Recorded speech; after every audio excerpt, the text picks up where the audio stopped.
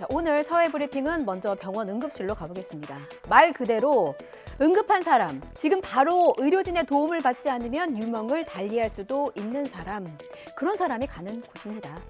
그런데 진료 순서가 어떻게 써요? 도착한 순서가 아니라 위급한 순서겠죠. 이건 상식이고 원칙입니다.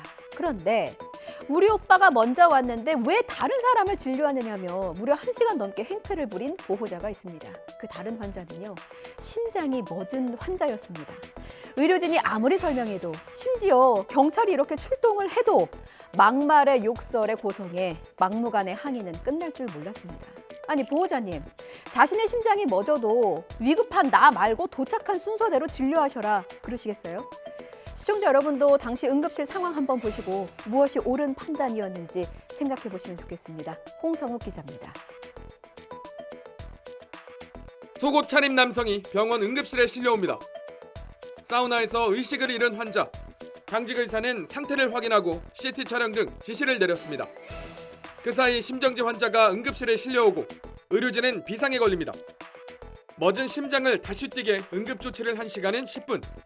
하지만 먼저 도착한 사우나 환자 보호자가 자신의 가족을 방치했다며 항의하기 시작합니다. 여보세요? 당신이 15분 동안 방치했지, 우리 오빠. 우리 오빠 방치했잖아요. 그럼 뭘 했는데? 방치했지. 우리 오빠 정상적인 사례가 방치했잖아. 심정지 환자가 있었고, 이제 저희가 모든 힘을 거기다 쏟아 부어도 이 사람을 살릴까 말까 하는 지경이었는데, 물론 다른 경증 환자들도 있었지만은, 이제 제일 심각한 문제는 다른 환자들한테 방해가 된다는 거죠. CT와 MRI 촬영 결과 이상 소견이 없고 추가적인 검사가 필요할 수 있다고 설명했지만 보호자는 항의와 욕설을 멈추지 않았고 한계에 이른 의사도 고소 의사를 밝힙니다. 그래요, 당신은 업무 태만이야. 그냥 막 해프시 해놓고 이상해 진짜. 깜짝 안 되고. 해마다 반복되는 응급실 난도. 물리적 폭행 외에도 응급실 의료진에게 심리적 강박을 주는 것 역시 의료방해 행위로 규정하는 법안이 발의된 상황. 하지만 의료진은 무엇보다 중요한 건 환자와 보호자의 의식 개선이라고 입을 모읍니다. 내 가족이, 내 친척이 아니면 내가 그렇게 심정지 상황에 오게 되었을 때, 그러면 제가 다른 환자 보고 있으면은 그게 옳다고 생각하시진 않을 거잖아요. 그러니까 내 상황으로 역지사지의 개념으로 응급실의 현장을 좀 지켜봐 주셨으면 하는 바람이 있습니다. 네. 부산으로 가봅니다. 어젯밤 부산 괴정동에 흉기를 든 남성이 나타났습니다. 그렇게 늦은 시간도 아니었어요. 밤 8시 반. 수험생이라면 늦은 공부 마치고 귀가할 수도 있었고 시민들도 저녁 약속 마치고 집으로 돌아가는 딱 그 시간이었습니다. 술에 취한 60대 남성은 이렇게 흉기를 들고 이리저리 배회하며 시민들을 공포에 몰아넣었습니다. 남성은 알코올 중독 증세가 있었고 가족들이 강제로 정신병원에 입원시키려고 했대요. 거기에 화가 나서 자신이 가족이 운영하던 식당에서 흉기를 가지고 나왔다고 진술했습니다. 그런데요, 많은 사람이 화가 난다고 다 흉기를 들지는 않거든요. 가족들이 왜 입원을 시키려고 했는지 정말 모르시겠어요? 박정현 기자입니다. 깜깜한 밤 남성 한 명이 뒷짐을 지고 휘청휘청 거리를 거닙니다. 자세히 보니 손에는 흉기를 들고 있습니다. 어젯밤 8시 반쯤 부산 괴정동에서 흉기 소지자가 있다는 112 신고가 접수됐습니다. 경찰에 붙잡힌 남성은 만취 상태로 가족들이 강제로 병원에 입원시키려고 해 화가 나 흉기를 들고 나왔다고 진술했습니다. 경찰은 남성 가족에게 연락을 취한 뒤 병원에 응급 입원 조치했습니다. 술이 지나치면 독이 되지만 적당히 즐기면 좋은 점도 많습니다. 신의 물방울이라 불리는 와인, 위스키 애호가들도 요즘 많더라고요.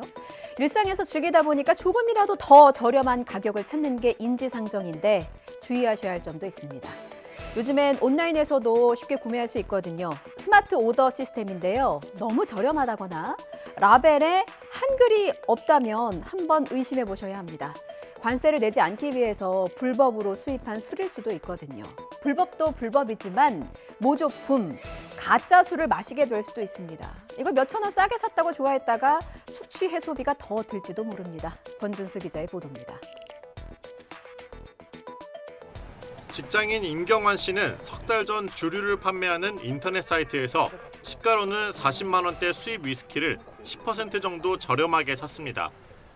온라인에서 결제하고 인근 매장에서 상품을 받는 스마트 오더 방식을 이용했습니다.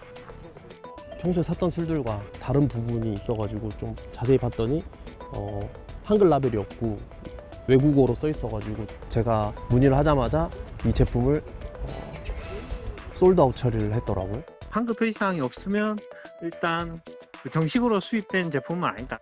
수입행 직구로 가져오신 거를 판매를 하신다든가 영업을 하는 사람이 자기가 물건을 받아서 소비자한테 주면 불법이 맞아요. 원래 술은 판매자가 구매자를 대면해서 신분증 확인 절차를 거쳐 파는 게 원칙입니다. 하지만 지난 2020년 정부는 주류 산업을 육성하겠다며 스마트 오더를 도입했습니다. 사실상 온라인 판로가 열린 것으로 일부 업자들이 관세를 피해 몰래 해외에서 들여온 술을 취급하는 계기가 됐다는 분석입니다. 실제로 스마트 오더가 막 시행된 2020년에는 5억 원대였던 불법 주류 수입 적발 규모가 이듬해 13억 원대로 껑충 뛰었습니다. 올해 들어서는 8월까지만 해도 불법 수입액이 34억 원을 넘겼습니다. 적발되지 않고 시중에 풀린 불법 수입 주류는 더 많을 것으로 추정됩니다. 플랫폼이라고 하는 새로운 시장이 성장하고 있습니다.